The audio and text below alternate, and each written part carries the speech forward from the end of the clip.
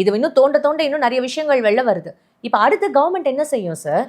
Government இதை இன்னைக்கும் மூடிமறைப்பதற்கான வேலை செய்யும். ஏன்னா 2 கவர்மெண்ட் செஞ்சுட்டு தான் இருக்கு. குற்றவாளிகள் தான். தானாக முன் வந்து உச்சநீதிமன்றம் இந்த வழக்கை கையில் எடுக்கும். வேற வழியே இல்லை. பிரதமர் முட்டுக் கொடுப்பார். பிரதமர் முட்டுக் கொடுத்தால் ஜனாதிபதியும் முட்டுக் கொடுப்பார். இப்படி ஒரு சம்பவமே அங்கே நடக்கலைன்னு இப்போ பேசிட்டு இருக்கிறாங்க. அவரே சொல்றாரு, நான் வந்து 156 பிணங்களை நான் ஒரு ஆளே எரிச்சிருக்கிறேங்கிறது. எரிச்சதுக்கான சாம்பல் கூட இல்லையே.